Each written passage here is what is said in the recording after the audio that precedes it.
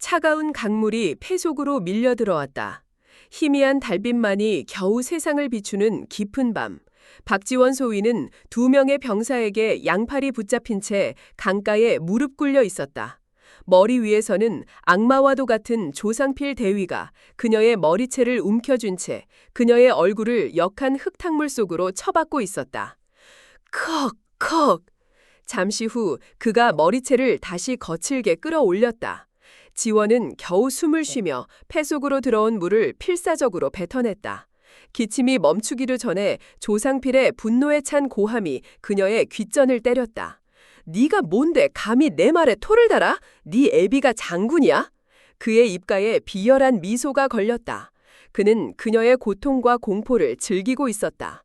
이 아름답고 자신보다 유능하며 결코 자신에게 굴복하지 않았던 여자. 그는 그녀의 모든 것을 짓밟고 싶었다. 이 년이 아직도 정신을 못 차렸군. 그는 자신을 붙잡고 있던 병사들에게 턱짓했다. 전현이 무릎 꿇고 잘못했다고 빌 때까지 다시 쳐박아. 그 말이 끝나기 무섭게 지원의 머리는 다시 차가운 물속으로 처박혔다. 이번에는 훨씬 더 길고 훨씬 더 무자비했다. 차가운 물이 코와 입을 통해 밀려들어와 폐를 찢는 듯한 고통을 만들어냈다. 눈앞이 흐려지고 귀가 먹먹해졌다. 온몸에 힘이 빠져나가며 삶의 감각이 서서히 멀어져 갔다. 이대로 죽는 건가? 아버지, 어머니, 죄송해요. 모든 것을 포기하려던 바로 그 마지막 순간, 그녀의 뇌리에 어머니의 목소리가 스쳐 지나갔다. 이건 특권이 아니라 네 목숨이야. 목숨. 그래, 아직 끝나지 않았어. 그녀의 손가락이 마지막 남은 생존 본능에 따라 필사적으로 움직이기 시작했다. 물속에서 등 뒤로 묶인 그녀의 손은 자신의 군복 단추를 더듬었다. 첫 번째 단추를 지나 두 번째 단추. 아버지가 주신 만년필의 감촉처럼 익숙한 그 특별한 단추. 그녀는 마지막 남은 한 톨의 힘까지 모두 끌어모아 그 단추를 강하게 누르고 떼지 않았다. 딸깍. 물속에서 울린 그 미세한 소리를 지상의 악마들은 결코 듣지 못했다. 하지만 그것은 소리 없는 비명이자 절망의 신호탄이었다. 대한민국에서 가장 강력한 두 개의 집무실, 국방부 장관실과 합동참모본부 의장실의 비밀통신망에 동시에 쏘아 올려진 마지막 구조 요청이었다. 꺼져가는 의식 속에서 지원은 자신을 향해 오고 있을 거대한 천둥 소리를 듣는 듯했다. 이것은 그녀의 마지막 숨결이 아니었다. 그것은 지옥의 문을 여는 신호였다. 강물에 처박히기 몇 달 전, 대한민국 국방부 장관 공관. 그것은 권력의 무게와 역사의 향기가 공존하는 공간이었다. 갓 육군사관학교를 수석으로 졸업한 박지원은 칼같이 다려진 하얀 졸업 예복을 입고 거실 중앙에 서 있었다. 그녀의 눈앞에는 대한민국에서 가장 강력한 권력을 가진 두 사람이 앉아 있었다. 그녀의 아버지이자 대한민국 군서열 1위인 합동참모본부 의장 박현석 대장, 그리고 그녀의 어머니이자 철의 여인이라 불리는 대한민국 최초의 여성 국방부 장관 한정희. 두 사람의 얼굴에는 수석 졸업생 딸에 대한 자랑스러움과 이제 막 험난한 세상으로 나아갈 외동딸에 대한 깊은 우려가 교차하고 있었다. 지원아, 정말 자랑스럽다. 아버지가 평소의 근엄함을 내려놓고 따뜻한 목소리로 말했다. 네가 원한다면 국방부나 합참의 가장 좋은 자리로 보내주마. 네 능력을 마음껏 펼칠 수 있도록 아버지가 길을 열어주겠다. 그것은 대한민국 모든 군인들이 꿈꾸는 탄탄대로의 시작을 약속하는 말이었다. 하지만 지원은 단호하게 고개를 저었다. 아니요, 아버지. 그녀의 목소리는 맑았지만 그 안에는 당철 같은 의지가 담겨 있었다. 저는 최전방 야전부대로 가고 싶습니다. 뭐라고? 어머니 한정희 장관의 눈이 날카로워졌다. 최전방?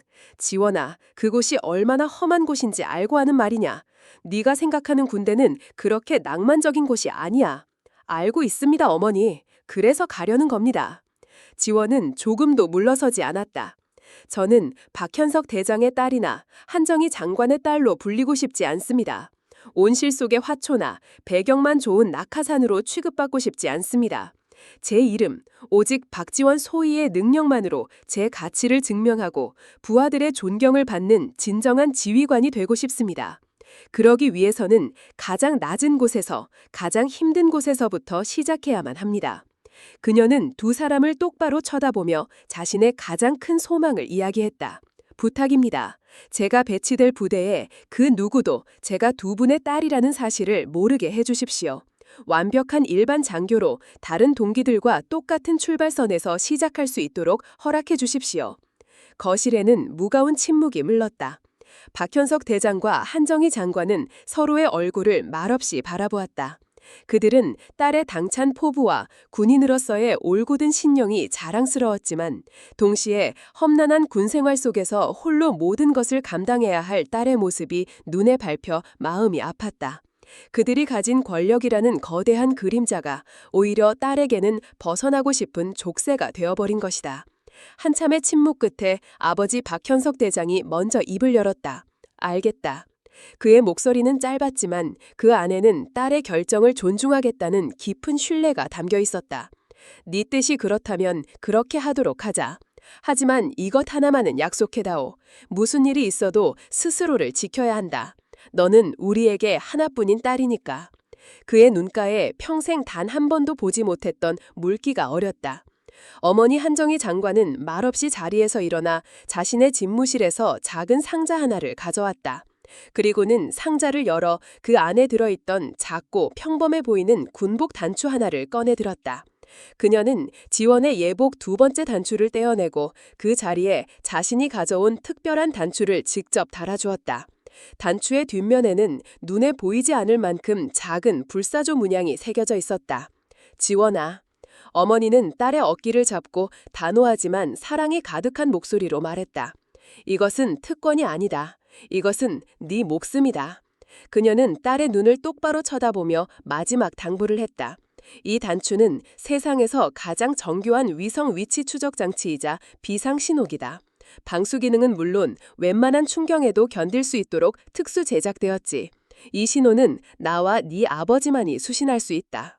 기억하거라. 이것은 네가 곤란한 상황에 처했을 때 쓰는 물건이 아니다. 오직 네 힘과 의지만으로는 도저히 벗어날 수 없는 마지막 순간, 삶과 죽음의 경계에 섰을 때만 사용하는 것이다. 네가 선택한 군인의 길이 얼마나 힘든지 잘 안다. 하지만 이 버튼을 누르는 순간 너는 더 이상 평범한 박지원 소위가 아니라 우리의 딸로 돌아오게 되는 거다. 약속할 수 있겠니? 네, 어머니. 약속합니다. 지원은 자신의 가슴에 달린 작은 단추를 매만졌다. 그것은 부모님의 걱정과 사랑이 담긴 무겁고도 든든한 부적이었다. 그렇게 그녀의 새로운 인생이 시작되었다. 대한민국에서 가장 화려한 배경을 가진 소녀는 스스로 그 모든 빛을 등지고 가장 치열하고 어두운 전장 속으로 걸어 들어갔다.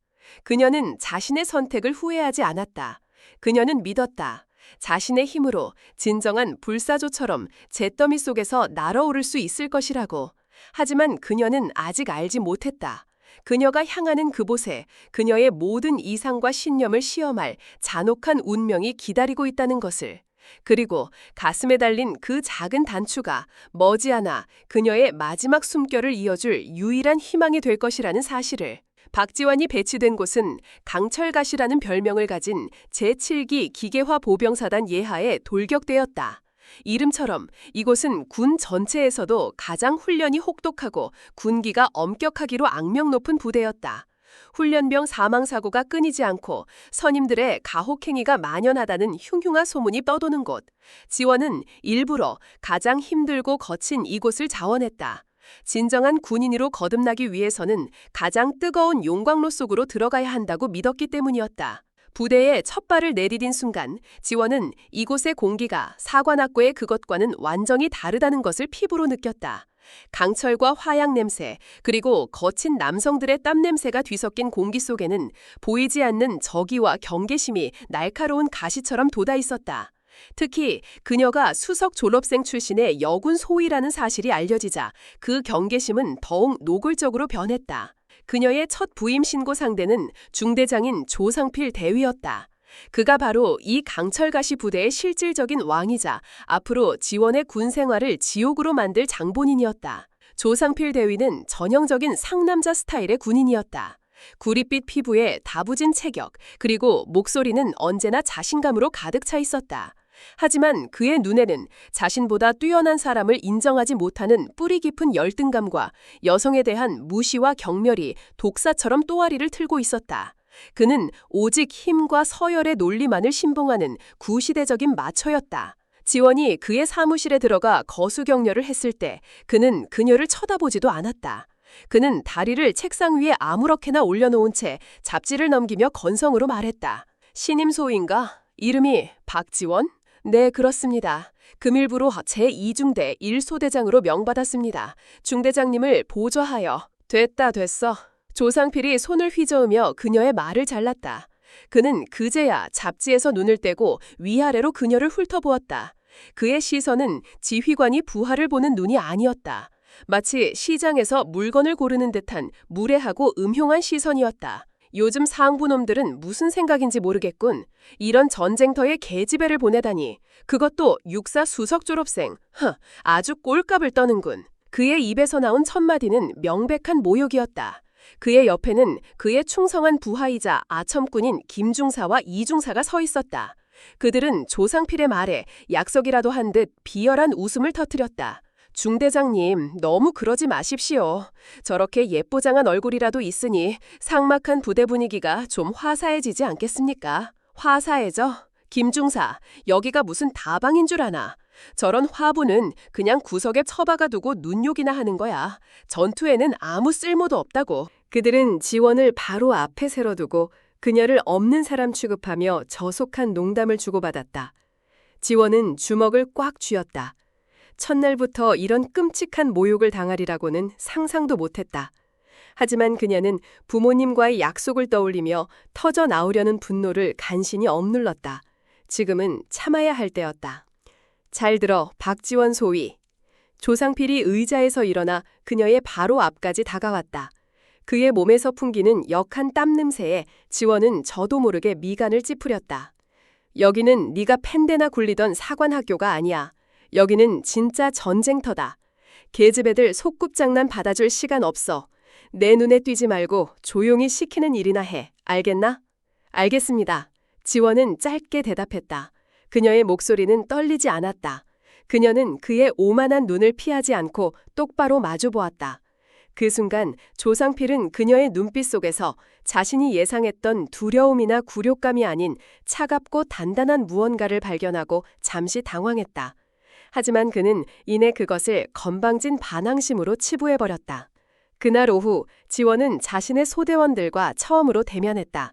하지만 소대원들의 반응 역시 차가웠다.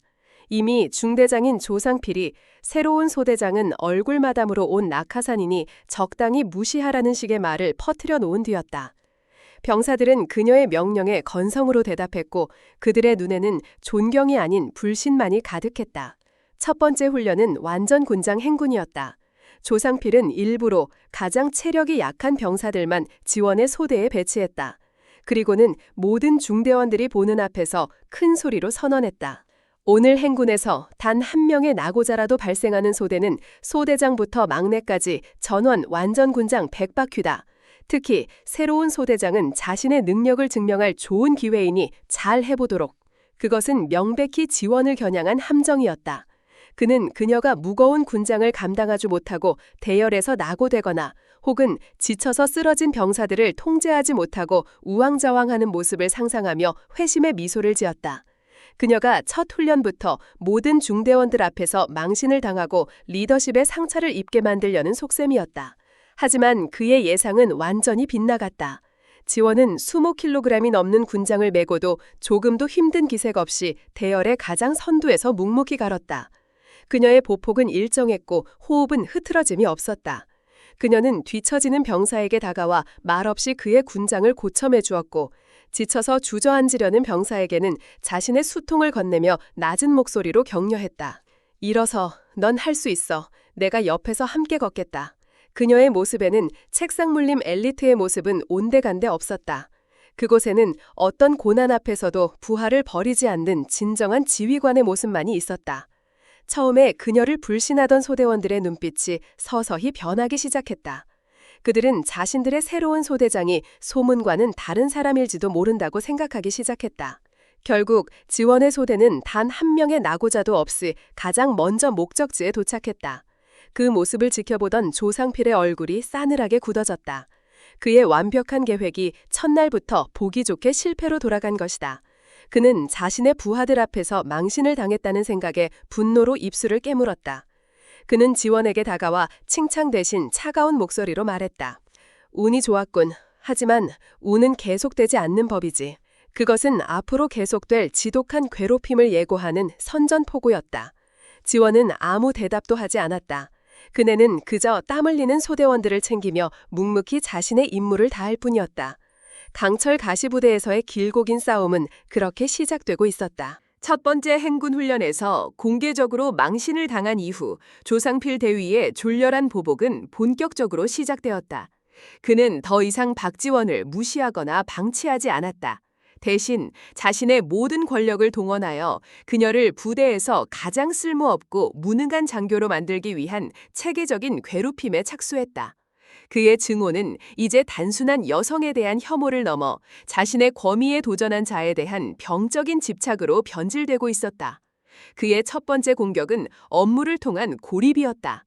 그는 지원에게 소대장으로서의 기본적인 임무인 작전 계획 수립이나 소대원 훈련 대신 전혀 상관없는 잡무들만을 떠맡겼다. 매일 아침 그녀의 책상 위에는 탄약고 재고 정리, 폐기 장비 목록 작성, 심지어는 중대 회식 장소 예약과 같은 행정병이나 할 법한 일들이 산더미처럼 쌓여 있었다. 그것은 명백히 그녀가 지휘관으로서의 능력을 발휘할 기회를 원천적으로 차단하고 그녀의 역할을 하찮은 존재로 격화시키려는 의도였다. 다른 장교들은 그 모습을 보고도 못 본 척하거나 뒤에서 그녀를 비웃었다. 육사 수석 졸업생이라더니 하는 짓은 결국 커피 타고 복사나 하는 계집애군. 그러게 말이야. 조 대위님한테 단단히 찍혔으니 저러다 제 발로 기어나가지 않겠어? 지원에게는 어떤 종류의 지원이나 협조도 없었다. 그녀는 철저하게 혼자였다. 하지만 그녀는 불평 한마디 하지 않았다. 그녀는 묵묵히 그리고 완벽하게 그 모든 잡무를 처리해냈다. 그녀는 밤을 새워가며 헝클어져 있던 탄약고 재고 목록을 단 하루 만에 완벽한 데이터베이스로 만들어냈고 누구도 신경 쓰지 않았던 훈련 장비들의 문제점을 파악하여 수리 보고서를 올렸다. 그녀의 완벽한 일처리는 오히려 그녀를 곤경에 빠뜨리려 했던 조상필의 행정 능력이 얼마나 형편없었는지를 역설적으로 증명하는 꼴이 되었다. 업무를 통한 괴롭힘이 통하지 않자 조상필은 더욱 원초적이고 폭력적인 방법을 택했다. 그는 그녀의 육체적인 한계를 시험하여 모든 중교원들 앞에서 그녀를 무너뜨리지로 작정했다. 그는 매일 아침 체력 단련 시간에 오직 지원에게만 다른 남성 장교들보다 2배나 많은 훈련량을 강요했다. 박소희, 여자는 체력이 약하니 남들보다 2배는 더 노력해야 겨우 따라올 수 있는 거다. 팔굽혀펴기 50회 추가. 턱걸이 자세가 그게 뭐야? 저게 군인이야? 문어대가리야. 그의 폭언과 조롱은 훈련 내내 이어졌다. 그는 그녀가 눈물을 흘리며 포기하거나 혹은 탈진하여 쓰러지기를 기대했다. 하지만 지원의 체력은 그의 상상을 초월했다. 그녀는 어릴 적부터 대한민국 최고의 군인이었던 아버지와 함께 단련해온 강철 체력의 소유자였다. 그녀는 흙먼지 속에서 흐트러짐 없는 자세로 팔굽혀펴기를 해냈고 다른 남성 장교들보다 더 많은 횟수의 턱걸이를 가뿐하게 소화했다. 땀으로 흠뻑 젖은 그녀의 모습은 지쳐 보이는 것이 아니라 오히려 역경 속에서 더욱 강하게 빛나는 강철의 꽃과도 같았다. 그녀가 모든 추가 훈련을 완벽하게 끝냈을 때 그녀를 비웃던 다른 장교들의 입은 벌어져 다물어지지 않았다. 그리고 그녀를 불신하던 소대원들의 눈에는 어느새 존경의 빛이 감돌기 시작했다. 조상필의 분노는 극에 달했다. 그녀는 자신이 던지는 모든 독화살을 너무나도 손쉽게 심지어는 우아하게 꺾어버리고 있었다. 그녀가 뛰어난 능력을 보여줄수록 그것은 조상필 자신의 무능함과 편협함을 더욱 도드라지게 만드는 거울이 되어 돌아왔다. 그의 자존심은 갈갈이 찢겨나가고 있었다. 그는 마침내 이성을 잃었다. 그는 가장 위험하고 비열한 방법을 사용하기로 결심했다. 그녀의 전문 분야인 전술 능력 자체를 폄하하고 그녀의 판단이 부대 전체를 위험에 빠뜨리는 것처럼 조작하여 그녀의 군인으로서의 자격 자체를 박탈하려는 계획이었다. 며칠 후 중대급 전술 훈련이 실시되었다. 가상의 적 진지를 야간에 침투하여 목표물을 확보하는 고난도의 훈련이었다. 각 소대장들은 자신만의 침투 경로와 작전 계획을 중대장에게 보고해야 했다. 지원은 며칠 밤을 새워가며 주변 지형과 적의 예상 배치도를 분석하여 완벽한 작전 계획을 수립했다. 그녀의 계획은 적의 허를 찌르는 창의적인 기동과 소대원들의 희생을 최소화하는 안전한 퇴로 확보까지 고려한 그야말로 교과서적인 작전이었다. 하지만 작전 회의 시간, 조상필은 모두가 보는 앞에서 그녀의 보고서를 바닥에 내동댕이 쳤다.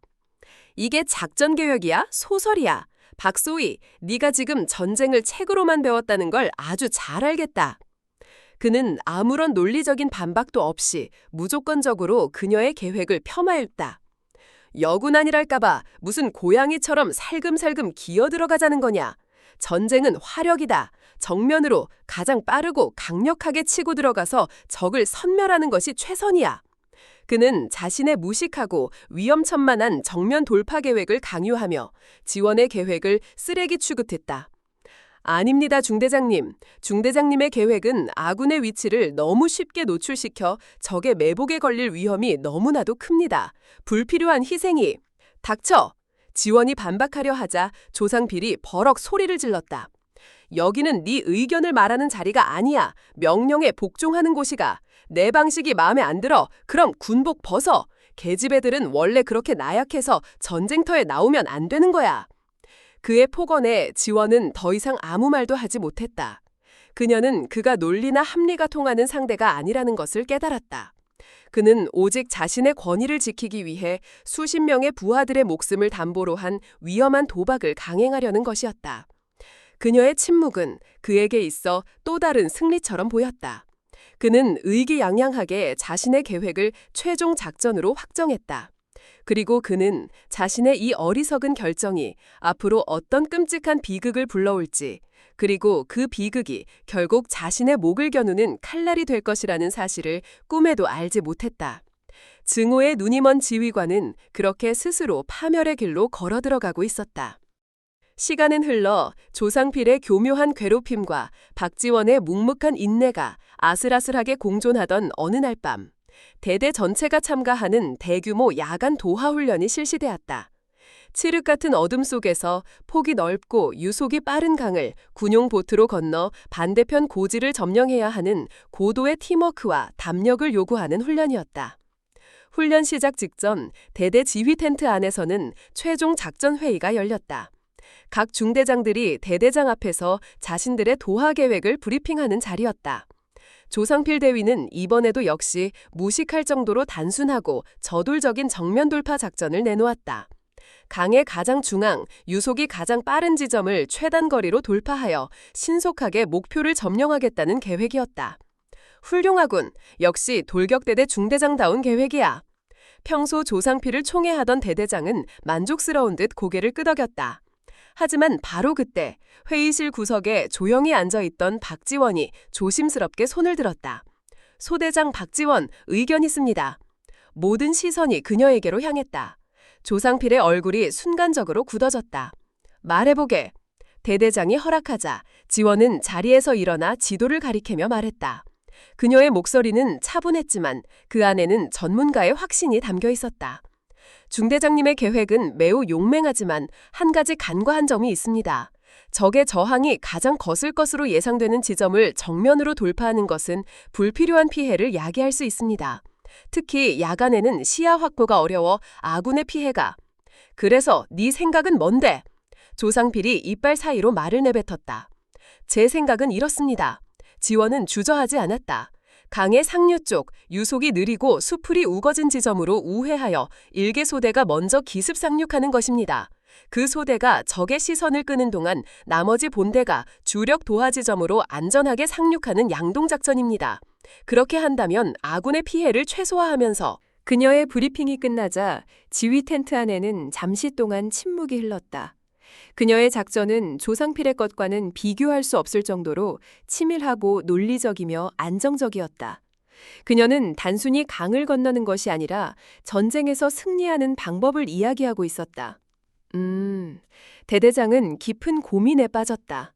그리고 마침내 그는 결정을 내렸다. 좋다.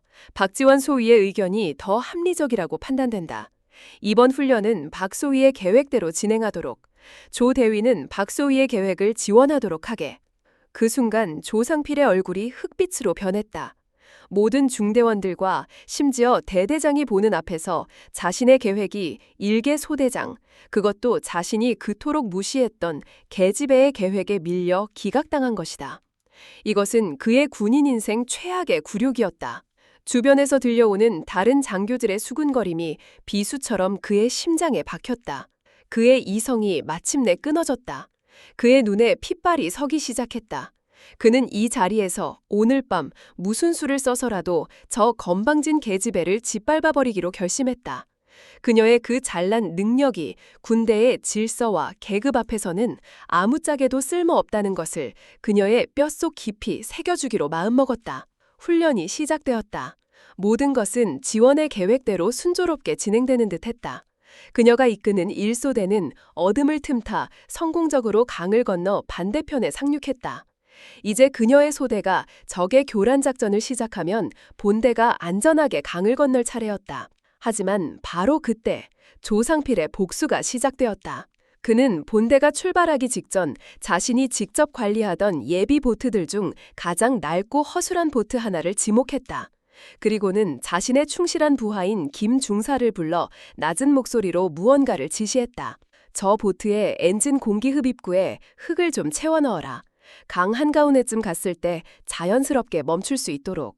김중사는 잠시 망설였지만 조상필의 살기 어린 눈빛에 아무 말도 하지 못하고 고개를 끄덕였다. 잠시 후 지원은 강 반대편에서 무전으로 본대의 출발을 독촉했다. 하지만 어찌된 일인지 본대는 출발하지 않았다. 그리고 그때 그녀의 무전기로 조상필의 다급한 목소리가 들려왔다. 여기는 중대장, 2소대가 탑승한 보트 엔진에 문제가 생겼다.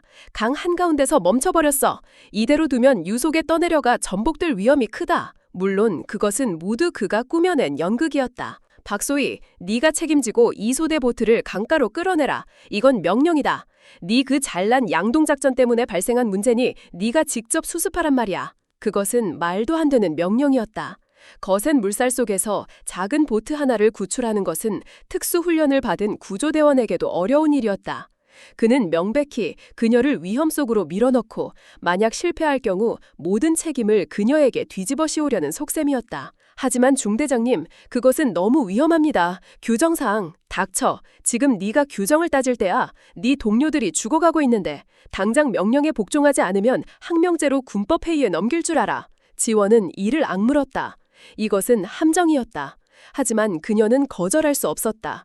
그녀는 자신의 소대원들을 남겨두고 혼자서 구명 로프를 챙겨 차가운 강물 속으로 뛰어들었다. 그녀가 강 한가운데의 보트를 향해 필사적으로 헤엄쳐 갈 때 강가에서는 조상필과 그의 무리들이 그녀를 지켜보고 있었다. 그들의 얼굴에는 걱정이 아닌 계략이 성공했다는 만족감과 그녀를 향한 잔인한 미소가 걸려 있었다. 마침내 지원이 2소대 보트에 거의 다다랐을 때였다. 조상필은 기다렸다는 듯이 자신의 부하들에게 신호를 보냈다. 지금이다. 끌어내. 그의 신호와 함께 강가에 숨어있던 다른 병사 2명이 지원의 등 뒤로 다가와 순식간에 그녀의 몸을 덮쳤다. 그들은 물속에서 그녀의 팔과 다리를 붙잡아 꼼짝 못하게 만들었다. 그리고 조상필이 직접 어둠 속에서 유령처럼 나타나 그녀의 앞에 섰다. 뭐 하시는 겁니까? 지원은 그제야 모든 것이 함정이었음을 깨닫고 소리쳤다. 하지만 그녀의 목소리는 거친 물살 소리에 묻혀버렸다. 조상필은 아무 말도 하지 않았다. 그는 그저 차갑고 잔인한 눈으로 그녀를 내려다볼 뿐이었다. 그는 그녀의 머리채를 잡아 그대로 물속으로 처박아 버렸다. 뭐 하시는 겁니까? 지원은 그제야 모든 것이 함정이었음을 깨닫고 소리쳤다. 하지만 그녀의 목소리는 거친 물살 소리에 묻혀버렸다. 조상필은 아무 말도 하지 않았다. 그는 그저 차갑고 잔인한 눈으로 그녀를 내려다볼 뿐이었다. 그는 그녀의 머리채를 잡아 그대로 물속으로 처박아 버렸다. 모든 것이 프로로그에서 보았던 바로 그 지옥의 시작이었다. 그의 완벽한 덫은 마침내 그녀의 목을 조여왔다. 강물은 얼음장처럼 차가웠다. 박지원은 2명의 병사에게 옴짝달싹 못하게 붙잡힌 채 자신을 내려다보는 조상필 대위의 증오에 찬 얼굴을 마주해야 했다. 강가에 남아있던 소수의 병사들은 공포에 질린 채 이 광기 어린 연극을 멀리서 지켜볼 뿐이었다. 이곳은 더 이상 훈련장이 아니었다. 조상필이라는 폭군이 지배하는 법과 상식이 통하지 않는 무법지대였다. 조상필은 지원의 머리채를 움켜쥔 채 그녀를 물 밖으로 끌어올렸다. 지원이 콜록거리며 숨을 몰아쉬자 그는 경멸이 가득한 목소리로 그녀의 귓가에 속삭였다. 꼴 좋군 박소희. 네 그 잘난 머리로 짠 작전 때문에 지금 네 부하들이 강 한가운데서 죽어가고 있는데 기분이 어때? 물론 강 한가운데의 보트는 그의 지시에 따라 연기를 하고 있을 뿐이었다. 이건 함정입니다.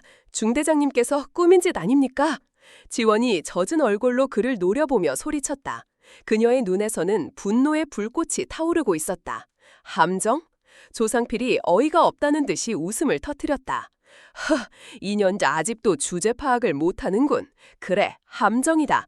네 그 건방진 머리통을 짓밟아주기 위해 내가 직접 한 함정이다. 어쩔 건데? 네가 뭘 할 수 있는데?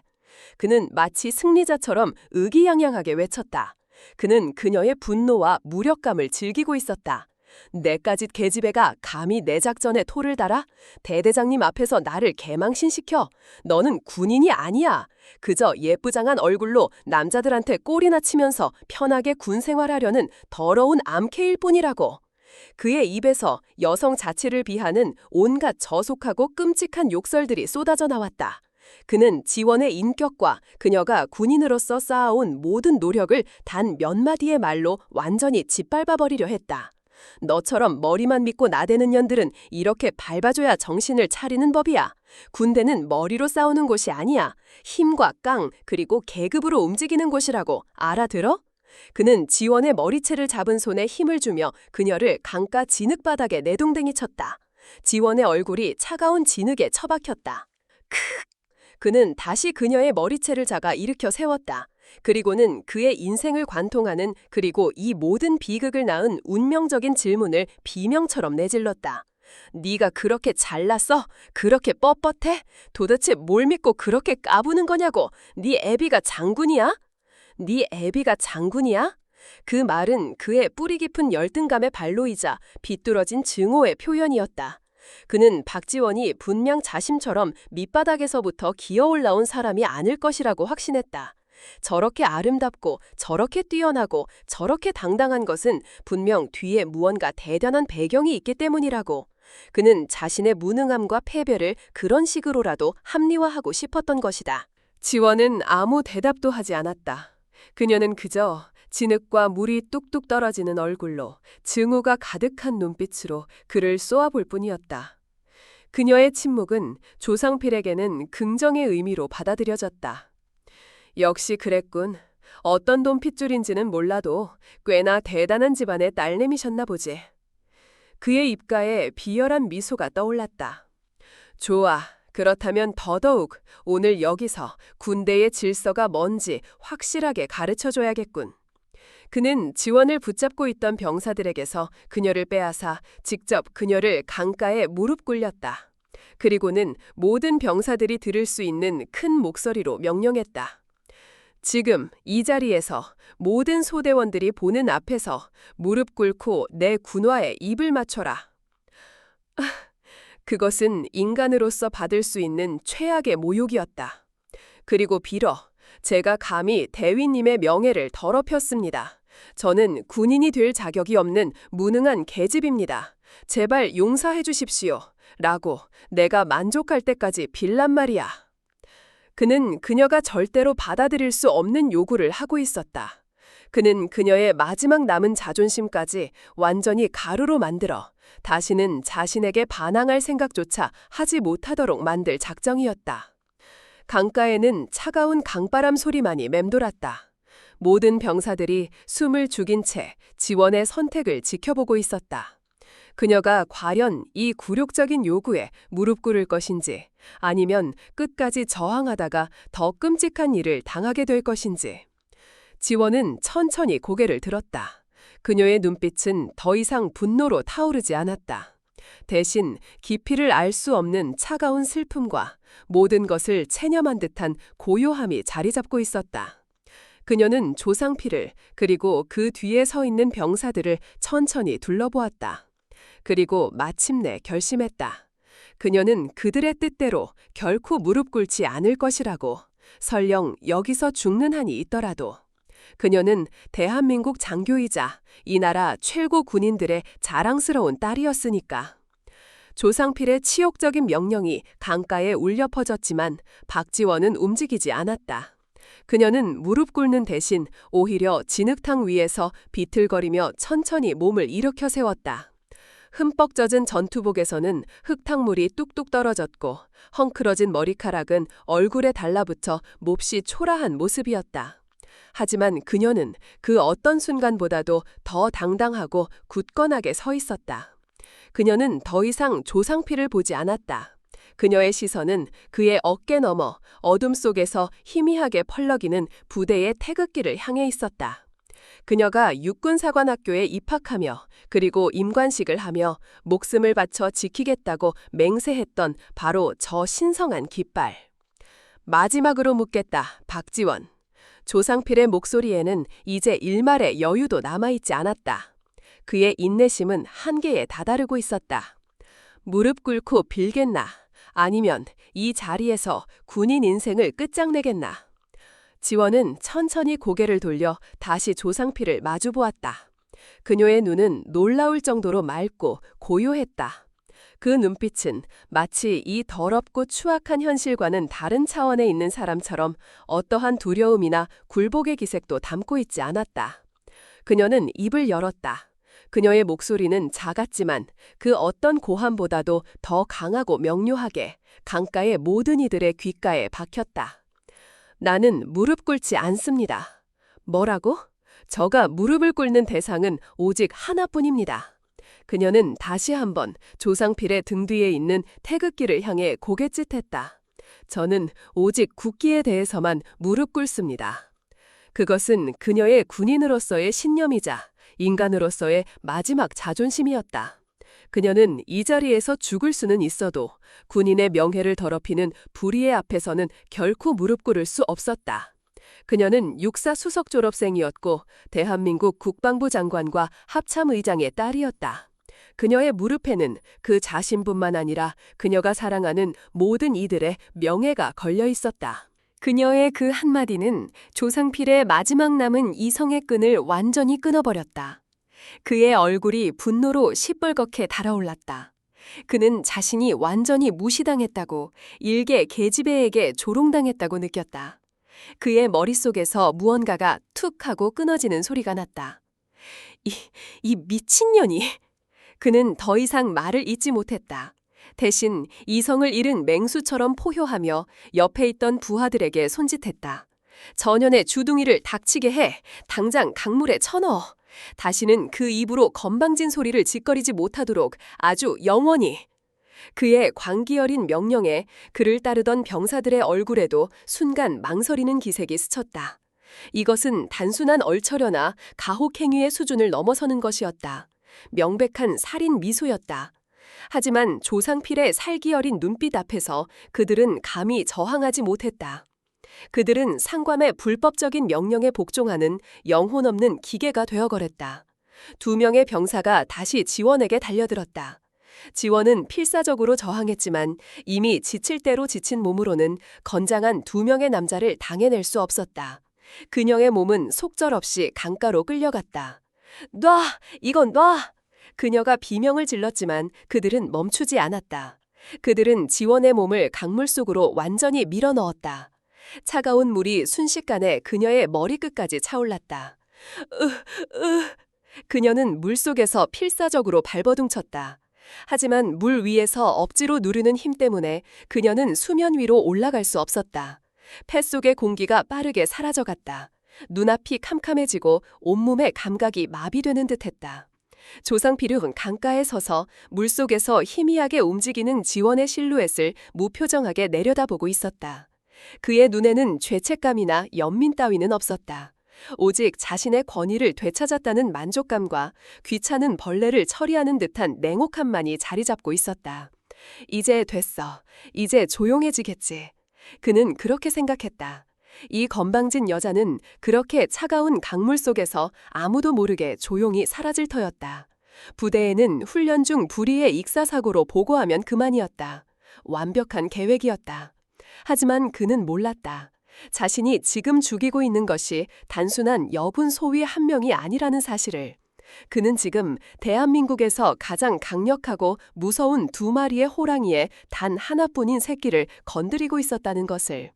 물속에서 지원의 움직임이 서서히 멎어가고 있었다. 그녀의 의식은 저 너머의 어둠 속으로 희미하게 사라져가고 있었다. 그녀는 마지막으로 자신의 가슴에 달린 2번째 단추를 떠올렸다. 그것이 그녀의 마지막 희망이었다. 하지만 그 버튼을 누를 힘조차 이제는 남아있지 않았다. 모든 것이 그렇게 끝나는 듯했다. 죽음의 강이 그녀를 깊고 어두운 품속으로 삼키고 있었다. 죽음은 차갑고 고요했다. 박지원의 의식은 육체라는 감옥을 벗어나 끝을 알 수 없는 어둠 속을 부유하고 있었다. 고통은 사라졌지만 그보다 더 짙은 슬픔과 후회가 그녀의 영혼을 짓눌렀다. 아버지, 어머니, 2분의 자랑스러운 딸이 되고 싶었는데 결국 저는 여기까지인 것 같습니다. 불효녀를 용서하세요. 그녀의 마지막 생각이 어둠 속으로 스며들며 모든 것이 끝났다고 생각된 바로 그 순간이었다. 그녀의 귓가에 아주 희미하지만 익숙한 목소리가 들려왔다. 포기하지 마라, 지원아. 아버지의 목소리였다. 진정한 군인은 자신의 목숨이 끊어지는 순간까지 자신의 위치를 보고해야 한다. 그것이 마지막 임무다. 임무, 마지막 임무. 그 단어가 그녀의 꺼져가는 의식에 박힌 파편처럼 날카로운 고통을 만들어냈다. 그래, 아직 끝나지 않았어. 나에게는 아직 마지막 임무가 남아있어. 보고해야 한다. 내가 지금 어디서 어떤 위험에 처해 있는지를 내가 사랑하는 사람들에게 알려야 한다. 죽은 줄 알았던 그녀의 몸에 마지막 남은 생명의 불꽃이 기적처럼 다시 타오르기 시작했다. 그녀의 눈이 어둠 속에서 번쩍 뜨였다. 그녀는 더 이상 인간의 의지가 아닌 생존이라는 원초적인 본능만으로 움직이고 있었다. 그녀는 남아있는 모든 힘을 단 한 곳, 그녀의 손가락 끝으로 모았다. 물속에서 축 늘어져 있던 그녀의 손이 마치 경련을 일으키듯 미세하게 움직이기 시작했다. 그녀는 필사적으로 자신의 군복 단추를 향해 손을 뻗었다. 하지만 물의 저항과 탈진한 몸은 그녀의 뜻대로 움직여주지 않았다. 손가락은 감각이 없었고 팔은 천근만근 무거웠다. 제발, 제발. 그녀는 마음속으로 절규했다. 그녀의 뇌리 속으로 어머니가 단추를 달아주며 했던 마지막 당부가 스쳐 지나갔다. 이것은 내 목숨이다. 삶과 죽음의 경계에 섰을 때만 사용하는 것이다. 바로 지금이었다. 지금이 바로 그 마지막 순간이었다.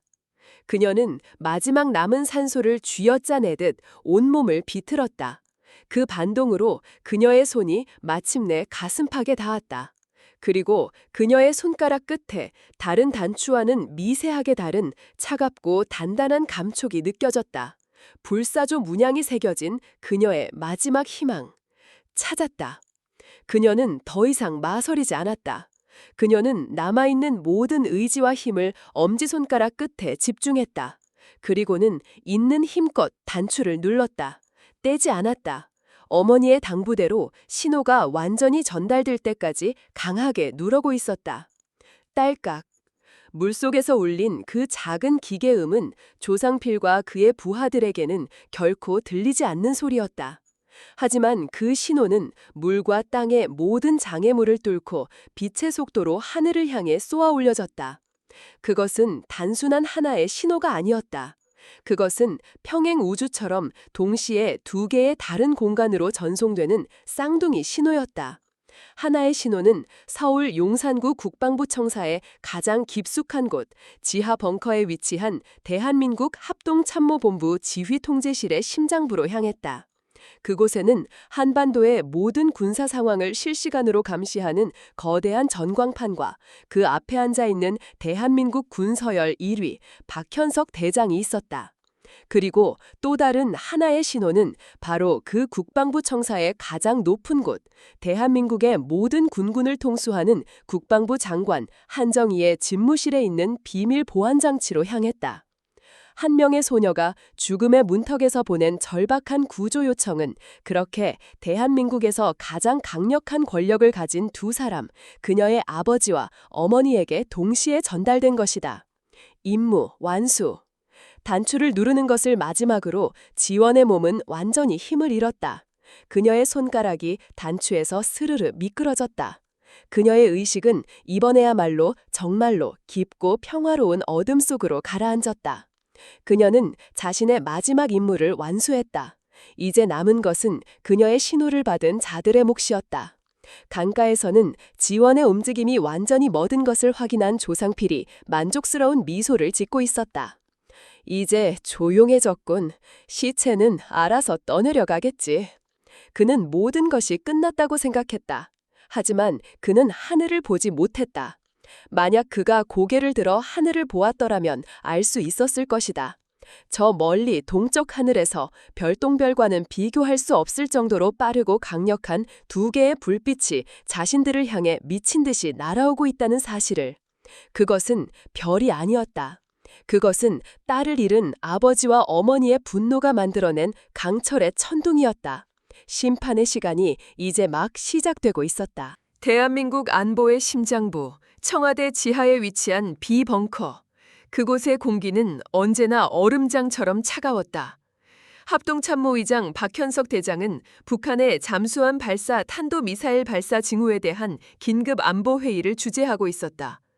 대통령을 비롯한 국가 최고위급 인사들이 모두 모인 자리. 그의 모든 신경은 거대한 스크린에 떠있는 한반도 지도에 집중되어 있었다. 바로 그때였다. 그의 손목에 차고 있던 군용시계에서 아주 희미하지만 날카로운 진동이 울렸다. 일반적인 알림이 아니었다. 그의 심장박동과 동기화되어 오직 단 하나의 암호 신호에만 반응하도록 설계된 특수 시계였다. 그의 시선이 순간적으로 시계 화면으로 향했다. 그리고 그의 눈은 그 자리에 얼어붙었다. 화면에는 검은 배경 위에 핏빛처럼 붉은 글씨가 깜빡이고 있었다. 피닉스 추락 코드, 좌표 XXX, 반복한다. 피닉스 추락 코드. 피닉스, 불사조. 그가 자신의 외동딸에게 붙여준 애칭이었다. 추락이라는 단어는 단 한 가지 의미만을 가졌다. 딸의 목숨이 경각에 달했다는 최후의 비상신호. 박현석 대장의 얼굴에서 모든 핏기가 가시는 듯했다. 방금 전까지 국가의 안위를 걱정하던 냉철한 사성 장군의 얼굴은 온데간데 없었다. 오직 딸의 죽음을 예고하는 듯한 신호에 세상이 무너지는 듯한 표정을 짓는 한 명의 아버지만이 남아있었다. 회의를 주재하던 대통령조차 그의 표정 변화에 놀라 박 의장 무슨 일입니까? 라고 물었지만 그의 귀에는 아무것도 들리지 않았다. 같은 시각 국방부 청사 최고층에 위치한 장관실.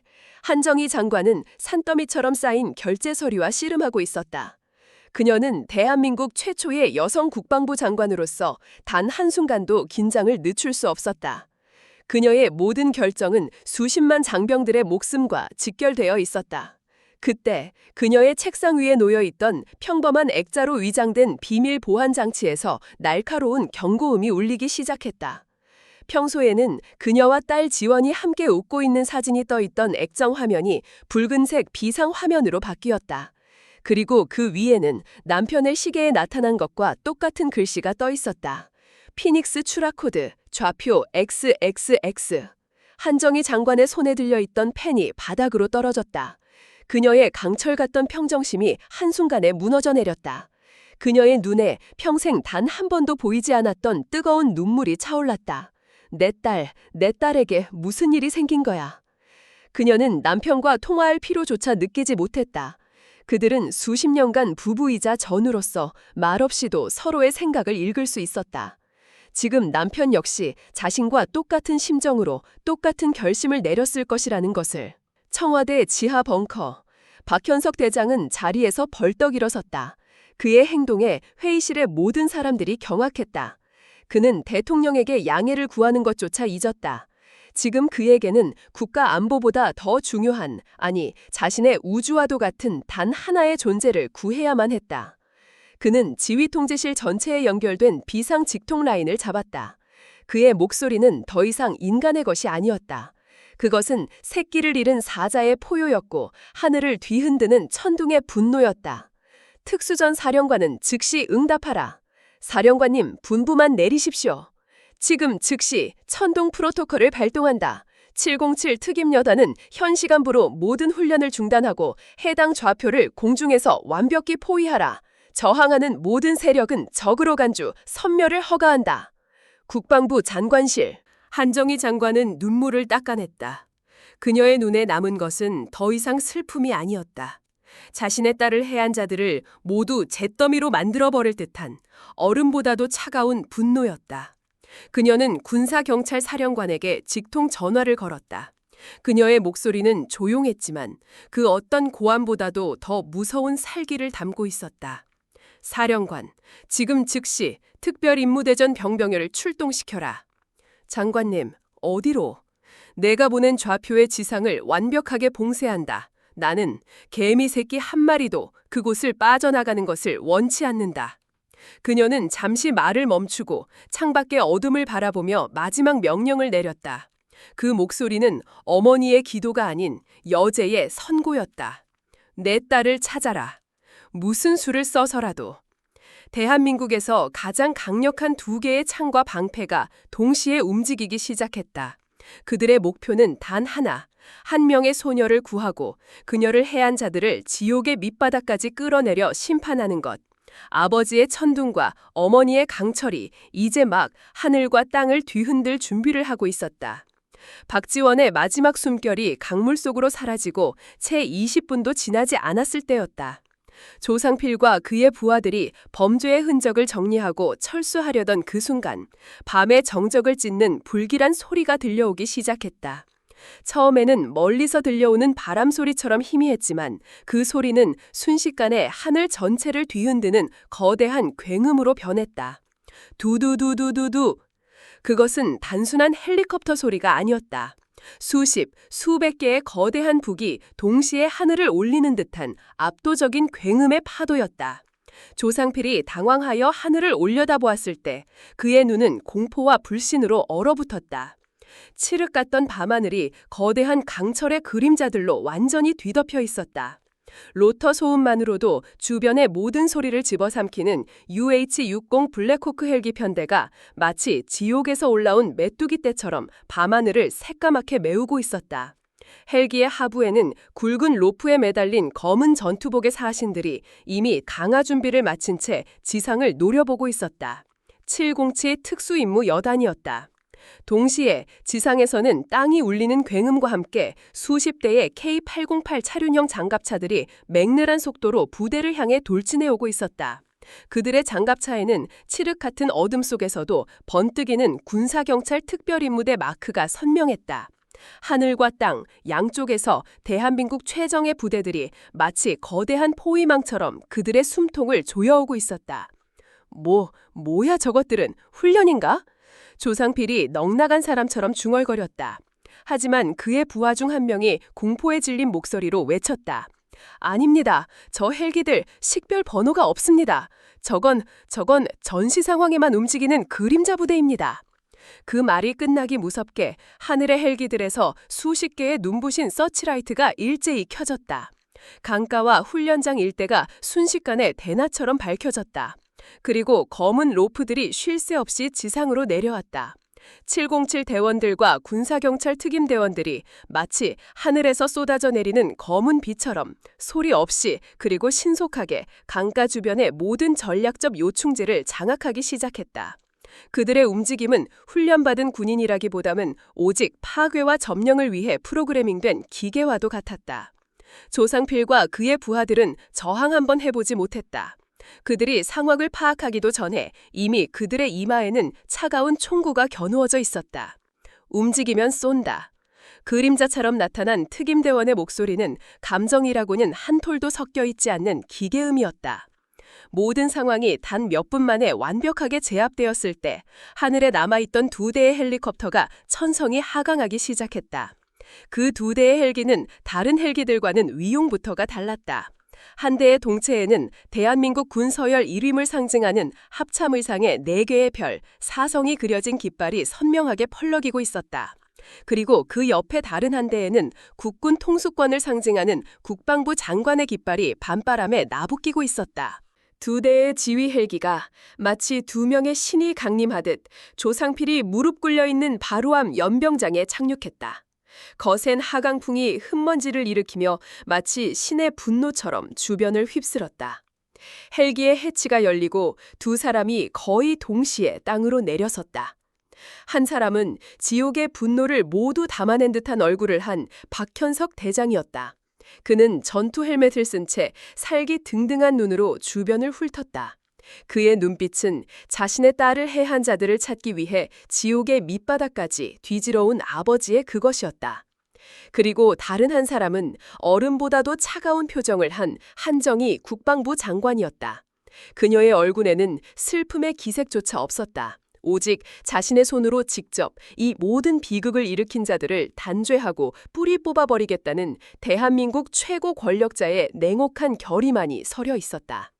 대한민국에서 가장 강력한 권력을 가진 2 사람이 오직 한 명의 딸을 위해 그리고 짓밟힌 정의를 바로 세우기 위해 지금 이 피비린내 나는 현장에 직접 강림한 것이다. 그들이 땅에 발을 딛는 순간 주변의 모든 소음이 멎었다. 조상필은 자신의 눈앞에 서 있는 2 사람의 얼굴을 확인하고 마침내 모든 것을 깨달았다. 네 애비가 장군이야? 자신이 던졌던 그 저주와도 같은 질문. 그에 대한 대답이 지금 지옥의 형상을 하고 자신의 눈앞에 서 있었다. 그의 뇌는 공포로 마비되었고 심장은 발밑으로 떨어지는 듯했다. 천둥이 마침내 땅에 내리꽂힌 것이다. 조상필과 그의 공범들은 짐승처럼 질질 끌려 연병장 한가운데에 내팽개쳐졌다.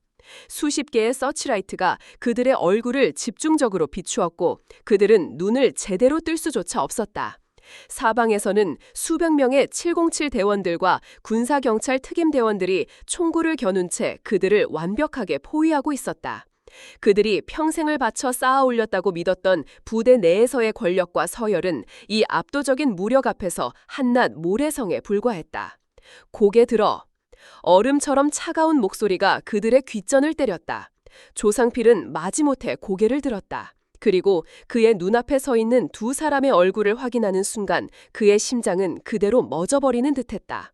합참의장 박현석 대장, 그리고 국방부 장관 한정희, 대한민국의 하늘과 땅을 상징하는 2 최고 권력자. 그는 자신이 누구를 건드렸는지, 자신이 어떤 돌이킬 수 없는 죄를 저질렀는지를 바로 그 순간 뼈저리게 깨달았다. 네 애비가 장군이야? 라는 자신의 저주 섞인 질문이 세상에서 가장 끔찍한 형태로 현실이 되어 돌아온 것이다. 저분들은 그의 옆에 끌려온 김 중사와 이 중사 역시 눈앞의 광경을 믿을 수 없다는 듯 넉나간 표정으로 중얼거렸다. 그들의 머릿속에서는 단 하나의 질문만이 맴돌았다. 왜? 어째서?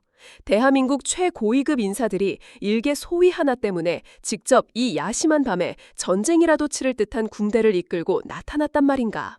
바로 그때 그들의 의문에 대한 대답이 들것에 실려 다가왔다. 강가에서 수색 작업을 벌이던 군의관 팀이 마침내 강물에 떠내려가던 박지원을 발견하여 끌어올린 것이다. 그녀는 축 늘어진 채 아무런 미동도 없었고 얼굴은 핏기 하나 없이 창백했다. 군의관들은 필사적으로 그녀의 가슴을 압박하며 심폐소생술을 하고 있었다. 환자, 호흡 미약, 맥박 거의 잡히지 않습니다. 제세동기 준비해 빨리. 다급한 외침이 연병장을 울렸다. 그 모습을 본 순간 지금까지 강철처럼 냉정함을 유지하던 한정희 장관이 무너져 내렸다. 그녀의 얼굴에서 장관으로서의 모든 위엄이 사라지고 오직 딸의 죽음을 둔 한 명의 어머니만이 남아있었다. 지원아, 내 딸! 그녀는 비명을 지르며 들것을 향해 달려갔다. 그녀는 차갑게 식어가는 딸을 붙잡고 흐느끼기 시작했다. 안 돼, 지원아, 제발 눈 좀 떠봐. 엄마가 왔어. 엄마가 왔단 말이야. 나라를 호령하던 철의 여인의 처절한 오열은 그 자리에 있던 모든 군인들의 가슴을 아프게 파고들었다. 하지만 박현석 대장은 움직이지 않았다. 그는 자신의 아내가 딸의 곁에서 오열하는 모습을, 그리고 죽음의 문턱에 서 있는 딸의 모습을 그저 불타는 눈으로 지켜볼 뿐이었다. 그의 슬픔은 눈물이 되어 흐르지 않았다. 대신 모든 슬픔과 분노가 응축되어 눈앞의 원수를 향한 시퍼런 살기로 변해가고 있었다. 그는 천천히, 아주 천천히 발걸음을 옮겼다. 그의 군화가 자갈을 밟는 소리는 마치 사형수의 마지막을 알리는 사형 집행인의 발소리처럼 무겁고 소름끼게 울려 퍼졌다. 그는 마침내 공포에 질려 바들바들 떨고 있는 조상필의 바로 앞에 멈춰섰다. 그는 아무 말도 하지 않았다. 그는 그저 지옥의 밑바닥보다도 더 깊고 어두운 눈으로 조상필을 내려다볼 뿐이었다.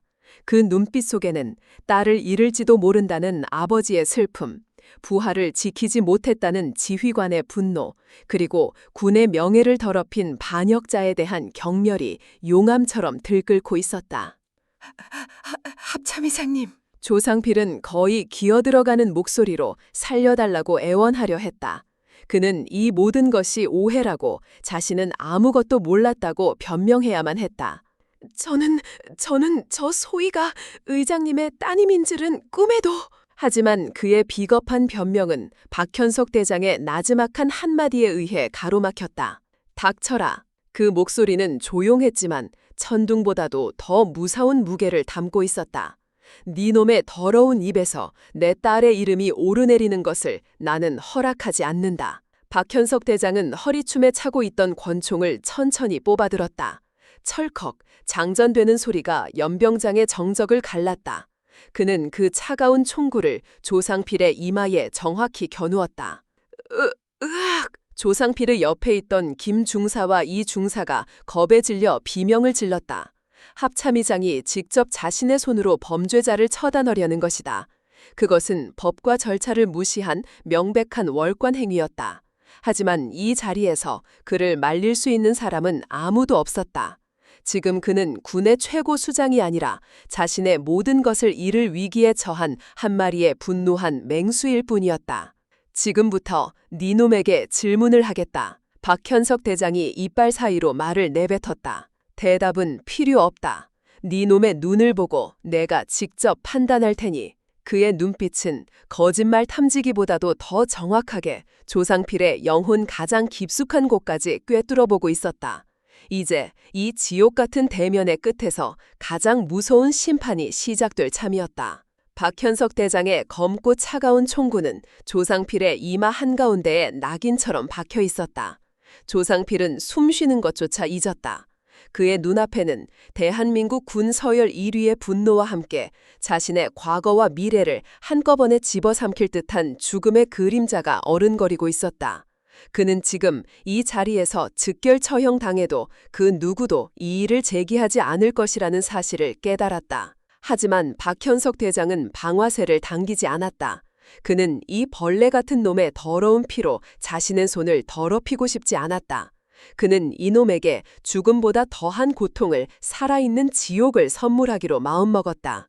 그는 천천히, 아주 천천히 입을 열었다. 그의 목소리는 분노의 포효가 아니었다. 오히려 폭풍이 지나간 후의 고요함처럼 섬뜩할 정도로 침착하고 평온했다. 그래서 더 무서웠다. 너는 내 딸에게 물었다지. 그의 목소리는 죄인의 영혼을 심판하는 재판관의 목소리처럼 연병장 전체에 나지막이 울려 퍼졌다. 네 애비가 장군이냐고. 그 질문이 조상필의 귓가에 박히는 순간 그의 동공이 지진이라도 난 듯 흔들렸다. 자신이 뱉었던 저주와도 같은 그 말이 이렇게 부메랑이 되어 자신의 심장을 꿰뚫을 줄은 꿈에도 몰랐다. 박현석 대장은 잠시 말을 멈추고 조상필의 문을 깊고 어둡게 들여다보았다. 마치 그의 영혼 가장 깊숙한 곳에 숨겨진 마지막 한 톨의 비겁함까지 끄집어내려는 듯이. 그리고 그는 조상필의 평생을 뒤흔들 대답을 아주 조용히, 그러나 세상 그 어떤 천둥보다도 더 강력하게 들려주었다. 그래, 내가 바로 그 애비다. 어? 그리고 저기서 울고 있는 저 사람이 바로 그 어미다. 그는 고갯짓으로 들건 옆에서 딸의 손을 붙잡고 오열하고 있는 한정희 국방부 장관을 가리켰다. 합참의장, 그리고 국방부 장관. 그녀의 아버지는 대한민국 국군의 최정점이었고 그녀의 어머니는 대한민국 국방 행정의 최정점이었다. 그녀는 대한민국이라는 나라가 가진 군사적 힘과 권력, 그 자체를 상징하는 존재의 단 하나뿐인 딸이었던 것이다. 조상필의 뇌는 그 엄청난 신실의 무게를 감당하지 못하고 완전히 정지해버렸다. 그의 입이 뻐끔거렸지만 아무런 소리도 나오지 않았다. 그는 자신이 얼마나 어리석고 얼마나 하찮은 존재였는지를 깨달았다. 그는 호랑이를 사냥하려던 것이 아니었다. 그는 신의 영린을 건드린 것이다. 박현석 대장은 그런 그를 향해 마지막으로 말했다. 이제 내 질문에 대한 대답을 들었으니 내 질문에 대한 대답을 할 차례로군. 그는 천천히 권총을 내렸다. 그리고는 옆에 서 있던 군사경찰 특임대 대장을 향해 몸을 돌렸다. 그는 체포하라고 말하지 않았다. 그것은 이 자들의 죄에 비해 너무나도 자비로운 처사였다. 그는 군인에게 있어 죽음보다 더한 가장 치욕스럽고 파괴적인 심판을 자신의 입으로 직접 선고했다.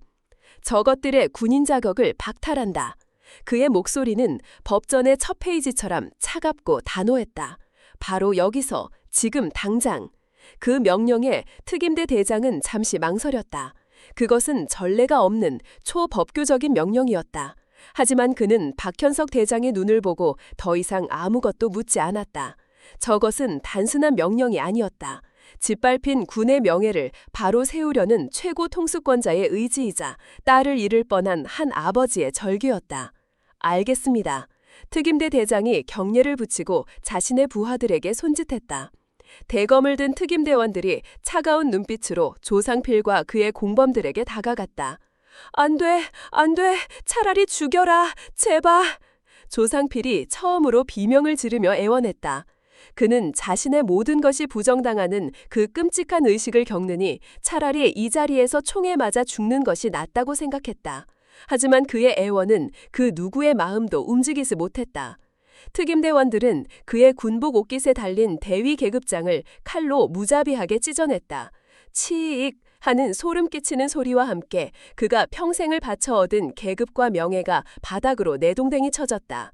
그의 이름표가, 그의 부대 마크가, 그의 모든 것이 차례로 찢겨나가고 그는 순식간에 이름도 계급도 없는 누더기를 걸친 인간 쓰레기로 전락했다. 그 치욕스러운 의식은 그의 옆에 있던 공범들에게도 똑같이 반복되었다. 그들의 절규와 비명이 연병장에 울려 퍼졌지만 그 소리는 싸늘한 밤 공기 속으로 공허하게 흩어질 뿐이었다. 모든 것이 끝났을 때 박현석 대장은 더 이상 그들을 쳐다보지도 않았다. 그는 몸을 돌려 마침내 응급처치 끝에 희미하게 숨을 되찾기 시작한 딸에게로 천천히 걸어갔다. 그의 등 뒤로 군인으로서의 모든 것을 박탈당한 빈 껍데기들이 짐짝처럼 끌려나갔다.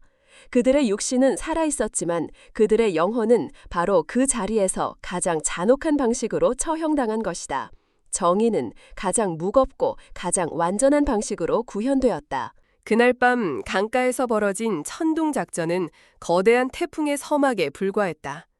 박지원 소위가 국군 수도병원으로 긴급 후송되어 집중 치료를 받는 동안 그녀의 아버지와 어머니는 딸의 목숨을 앗아갈 뻔했던 부패한 조직을 뿌리째 뽑아내기 위한 거대한 전쟁을 시작했다. 국방부와 합참의 직속 특별합동감찰단이 꾸려졌다. 군 검찰, 기무사, 헌병대회 최정예 수사 인력으로 구성된 감찰단은 마치 외과 수술용 메스처럼 강철가시 부대의 가장 깊숙한 환부를 향해 파고들기 시작했다. 군인으로서의 모든 명예를 박탈당하고 독방에 수감된 조상필과 그의 공범들은 더 이상 잃을 것이 없는 자들이었다.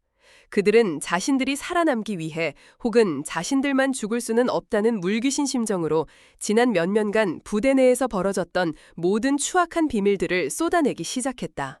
그들의 입에서 나온 진실들은 상상을 초월할 정도로 추악하고 조직적이었다. 조상필의 폭력과 가혹행위는 어제 오늘의 일이 아니었다.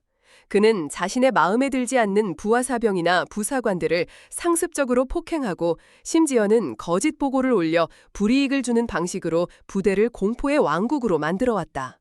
박지원 소위는 그의 첫 번째 희생자가 아니었다. 그녀 이전에도 그의 폭력을 견디다 못해 의병 전역을 하거나 심지어는 극단적인 선택을 암시하며 탈영한 병사들이 여럿 있었음이 밝혀졌다. 더 큰 문제는 이러한 조상필의 악행이 어떻게 상부의 감시를 피해갈 수 있었냐는 점이었다.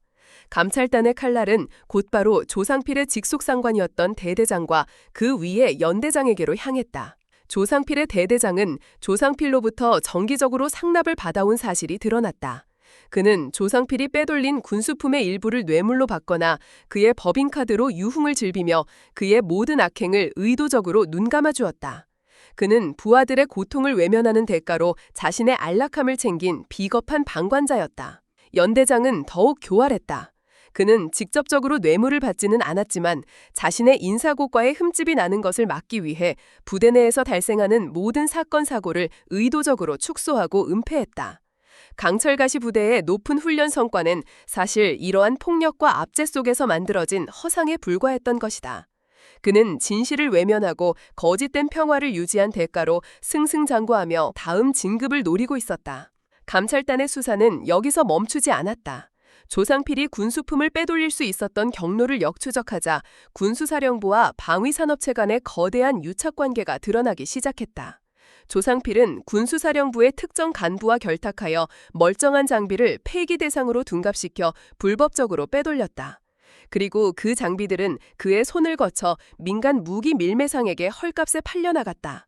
그 대가로 받은 검은 돈의 일부는 조상필의 주머니로, 그리고 나머지는 군수사령부 간부와 심지어는 특정 방위산업체 임원의 비밀 계좌로 흘러들어갔다. 그들은 단순한 생계형 비리가 아니었다. 국가의 혈세로 만들어진 국방자산을 자신들의 사리사욕을 위해 좀먹고 있었던 거대한 기생충 집단이었다. 박지원이 아니었다면 그들의 범죄는 영원히 어둠 속에 묻혔을지도 모른다. 한정희 국방부 장관은 매일 아침 자신의 딸을 죽음으로 몸은 이 추악한 범죄의 보고서를 읽으며 차가운 분노를 삼켜야만 했다. 그녀는 개인적인 복수심을 넘어 이 나라 국방의 최고 책임자로서 이 썩어 빠진 환부를 완전히 도려내야 한다는 역사적 책임감을 느끼고 있었다. 그녀의 지시 아래 숙청의 칼바람은 그 누구도 예외 없이 몰아쳤다. 조상필의 직속상관이었던 대대장과 연대장은 물론 군수사령부의 관련자들과 방위산업체 임원들까지 수십 명의 인물들이 줄줄이 군복을 벗고 포승줄에 묶였다. 군 전체가 발칵 뒤집혔다. 군 창설 이래 최대 규모의 내부 비리 사건이었다. 언론은 연일 박지원 소위 사건과 그로 인해 드러난 군의 치부를 대서특필했다. 국민들은 충격과 분노에 휩싸였다. 하지만 동시에 이 사건을 계기로 군이 스스로 정화될 수 있을 것이라는 희미한 희망을 품기 시작했다. 박지원이 차가운 강물 속에서 쏘아올린 작고 희미한 신호는 그렇게 대한민국 군 전체를 뒤흔드는 거대한 태풍이 되었다.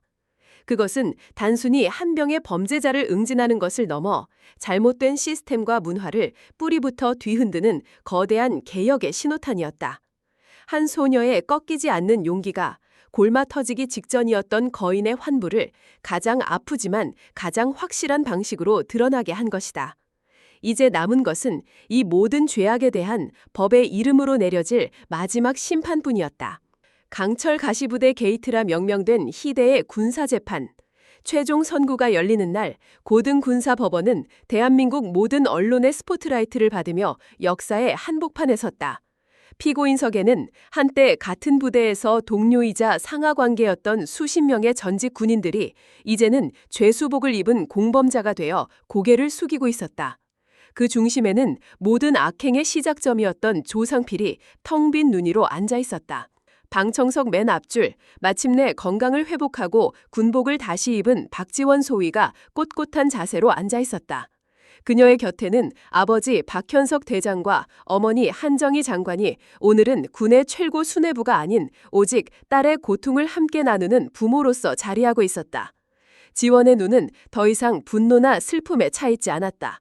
그녀는 그저 이 길고 길었던 싸움의 마지막을 담담하고 고요하게 지켜보고 있었다. 재판장이 들어서고 장중한 분위기 속에서 마지막 판결이 시작되었다. 판결을 선고한다. 재판장의 목소리는 차갑고 단호했다. 주 피고인 조상필 전 육군 대위. 피고인은 지휘관으로서 부하를 보호하고 이끌어야 할 책무를 망각하고 자신의 뒤틀린 권력욕과 열등감을 채우기 위해 소속 부대원들을 상습적으로 폭행하고 모욕하였다.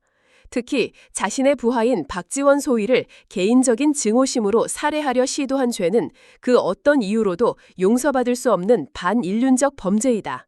재판장은 조상필의 죄목을 하나씩 나열하며 군사법전이 허용하는 가장 무거운 양형 이유를 덧붙였다. 그의 모든 범죄는 군인이라는 이름으로 저지를 수 있는 가장 추악한 배신 행위의 집합체였다. 피고인의 악행은 개인의 일탈을 넘어 군의 기강을 무너뜨리고 국민의 신뢰를 저버린 중대한 이적 행위에 해당한다. 이에 재판부는 피고인을 우리 사회와 군으로부터 영원히 격리시키는 것이 마땅하다고 판단한다.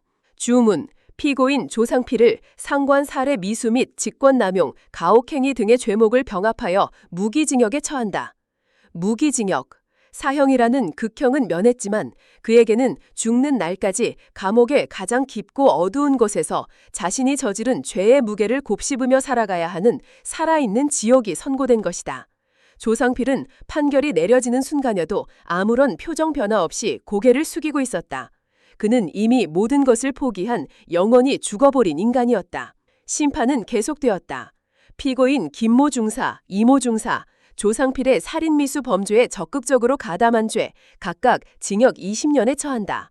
피고인 박모 소령 전 대대장, 지휘관으로서의 의무를 방기하고 부하의 범죄를 묵인, 방조한 죄, 징역 15년에 처한다.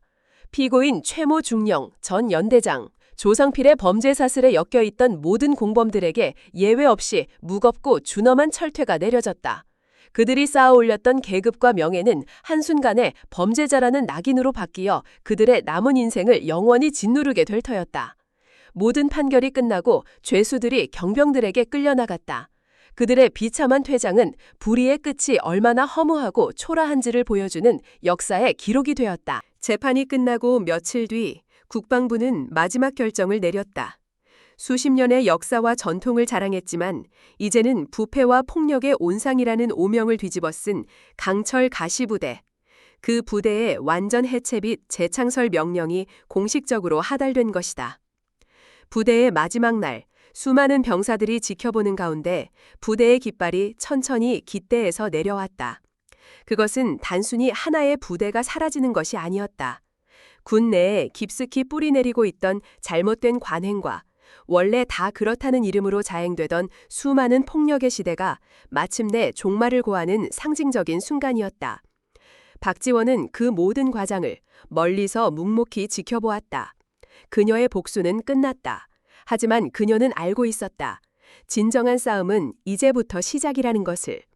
다시는 제2의 조상필을 나타나지 않도록, 다시는 자신과 같은 희생자가 나오지 않도록 하는 것.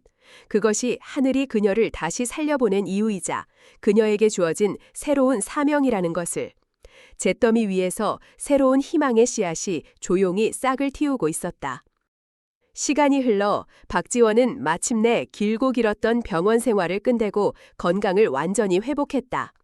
차가운 강물이 남긴 상처는 그녀의 몸과 마음에 희미한 흉터로 남았지만 그녀는 그 상처를 부끄러워하지 않았다. 그것은 그녀가 불의와 싸워 이겨낸 용기의 증거이자 더 강한 군인으로 거듭나게 한 성장의 기록이었다.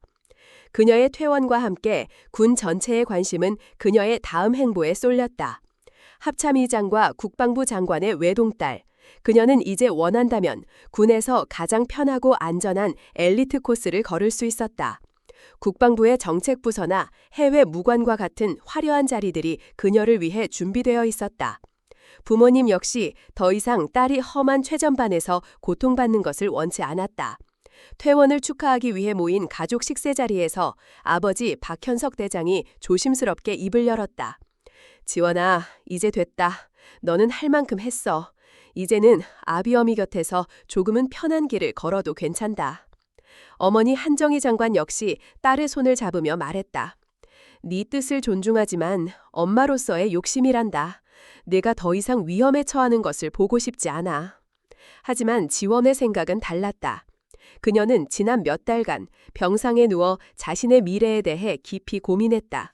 그리고 마침내 자신이 앞으로 걸어가야 할 길을 결정했다. 아버지, 어머니, 두 분의 마음은 간사하지만 저는 그 길을 갈 수 없습니다. 그녀는 부모님을 똑바로 쳐다보며 단호하지만 진심이 담긴 목소리로 말했다. 저는 육군사관학교로 돌아가고 싶습니다. 육사로?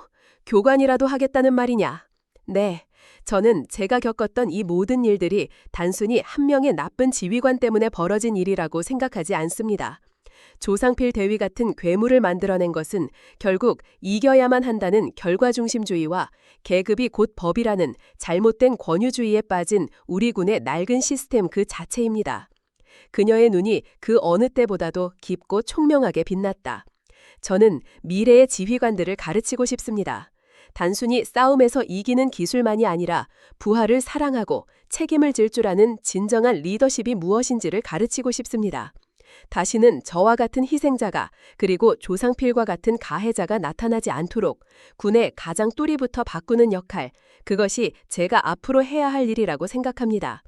그녀의 말에 박현석 대장과 한정희 장관은 더 이상 아무 말도 할 수 없었다.